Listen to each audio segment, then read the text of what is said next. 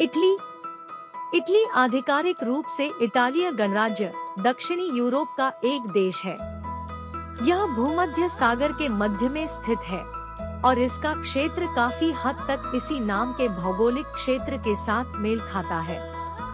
Italy को पश्चिमी Europe का भाग भी माना जाता है और फ्रांस, स्विट्जरलैंड, ऑस्ट्रिया, स्लोवेनिया और वेटिकन सिटी और सान मारिनो के अंतरक्षेत्रीय लघुराज्यों के साथ भूमि सीमाएं साझा करता है।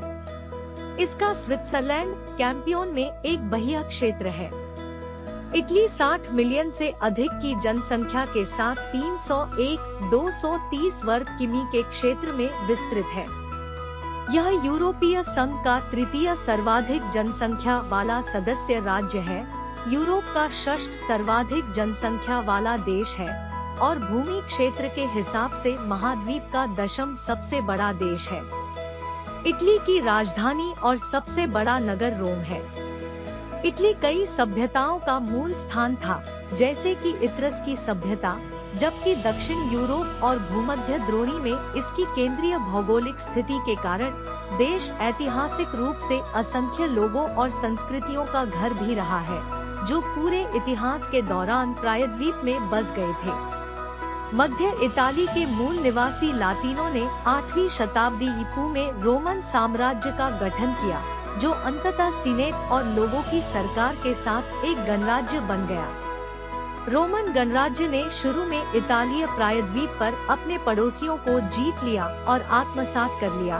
अंततः यूरोप, उत्तरी अफ्रीका और एशिया के कुछ भागों का विस्तार और विजय प्राप्त की। पहली शताब्दी ईपू तक रोमन साम्राज्य भूमध्य द्रोणी में प्रमुख शक्ति के रूप में उभरा और पाक्स रोमाना का उद्घाटन करते हुए एक प्रमुख सांस्कृतिक, राजनीतिक और धार्मिक केंद्र बन गया, जो 200 से अधिक वर्षों की अवधि के दौरान इटली के कानून, प्रौद्योगिकी, अर्थव्यवस्था, कला और साहित्य का विकास हुआ। प्रारंभिक मध्य युग के दौरान इटली ने पश्चिमी रोमन साम्राज्य के पतन और बर्बर आक्रमणों को सहन किया, लेकिन 11वीं शताब्दी तक कई नगर राज्य और सामुद्रिक गणराज्य, अधिकांशतः उत्तर में, व्यापार और वाणिज्य के माध्यम से समृद्ध हो गए, जिन्होंने आधुनिक पूंजीवाद की नींव रखी। पुनर्जागरण इताली में शुरू हुआ और शेष यूरोप में फैल गया, जिससे मानवतावाद, विज्ञान, अन्वेषण और कला में नूतन रुचि जन्म हुई। मध्य युग के दौरान इतालीय खोजकर्ताओं ने खोज के यूरोपीय युग में प्रवेश करने में सहायता करते हुए सुदूर पूर्व और नया विश्व के लिए नए मार्गों की खोज की।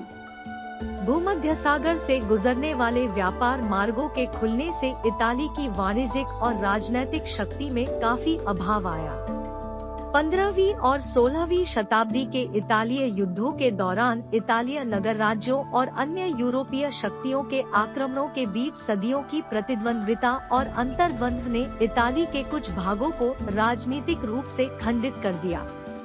19वीं शताब्दी के मध्य तक अन्य सामाजिक, आर्थिक और सैन्य घटनाओं के साथ साथ बढ़ते इतालीय राष्ट्रवाद ने क्रांतिकारी राजनीतिक उथल-पुथल की अवधि का नेतृत्व किया।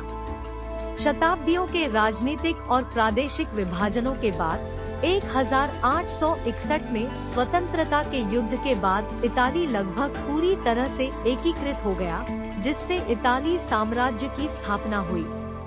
19वीं शताब्दी के अंत से लेकर 20वीं शताब्दी की आरंभ तक इटली ने तेजी से औद्योगिकरण किया, मुख्य रूप से उत्तर में, और एक औपनिवेशिक साम्राज्य का अधिग्रहण किया, जबकि दक्षिण बड़े पैमाने पर गरीब बना रहा और औद्योगिकरण से बाहर रखा गया, जिससे एक बड़े और प्रभावशाली विकिरणन को बढ़ावा मिला। प्रथम विश्व युद्ध में विजयी सहयोगी शक्तियों में से एक होने के बावजूद इताली ने आर्थिक संकट और सामाजिक उथल-पुथल के दौर में प्रवेश किया, जिससे 1922 में इतालवी फासीवादी तानाशाही का उदय हुआ। धुरी पक्ष पर द्वितीय विश्व युद्ध में फासीवादी इटली की भागीदारी समाप्त हो गई सैन्य हार में। इतालीय प्रतिरोध और उसके बाद के इतालीय गृहयुद्ध और इताली की मुक्ति के उदय के बाद देश ने अपनी राजशाही को समाप्त कर दिया। इटली की एक उन्नत अर्थव्यवस्था है, जो विश्व में 10वीं सबसे बड़ी प्रति व्यक्ति सकल घरेलू उत्पाद है, राष्ट्रीय संपत्ति के हिसाब से 9वां सबसे बड़ा और केंद्रीय बैंक के स्वर्ण भंडार के हिसाब से तृतीय सबसे बड़ा है। यह जीवन प्रत्याशा, जीवन की गुणवत्ता, स्वास्थ्य सेवा और शिक्षा में उच्च स्थान पर है। देश एक महान शक्ति है और क्षेत्रीय और वैश्विक आर्थिक, सैन्य, सांस्कृतिक और राजनयिक मामलों में इसकी महत्वपूर्ण भूमिका है। इताली यूरोपीय संघ का एक संस्थापक और अग्रणी सदस्य है और संयुक्त राष्ट्र, उत्तरी अटलांटिक संधि संगठन, आर्थिक सहयोग और विकास संगठन, G7, लातिन संघ, शैनन क्षेत्र और कई अन्य सहित कई अंतर्राष्ट्रीय संस्थानों का सदस्य है। कई आविष्कारों और खोजों का स्रोत, देश को एक सांस्कृतिक महाशक्ति माना जाता है और लंबे समय से कला, संगीत, साहित्य, दर्शन, विज्ञान और प्रौद्योगिकी, पर्यटन और वेशभूषा का एक वैश्विक केंद्र रहा है। साथ ही विविध क्षेत्रों में बहुत प्रभावित और योगदान दिया है, जिसमें सिनेमा, व्यंजन, खेल, न्यायशास्त्र, बैंकिंग और व्यवसाय शामिल है। इटली में घूमने लायक पासिटानो शहर इटली का एक छोटा सा शहर है और यह पहाड़ी क्षेत्र में अमाल्फी तट पर स्थित है। यह शहर बहुत आकर्षित है और इसके बारे में प्रसिद्ध लेखक जॉन स्टीनबेक ने अपने एक लेख में वर्णन किया है। इटली में स्थित दुनिया की सबसे प्रसिद्ध टावर में से एक पीसा का टावर है। इटली के पर्यटन में शामिल समुद्री तट पर वासा पोर्टोफिनो नामक शहर इतालवी रिवेरा के सबसे सुंदर शहरों में से एक माना जाता है।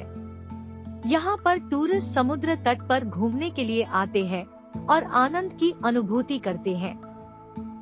यह स्थान सदियों में डे ट्रिप डेस्टिनेशन के नाम से जाना जाता है।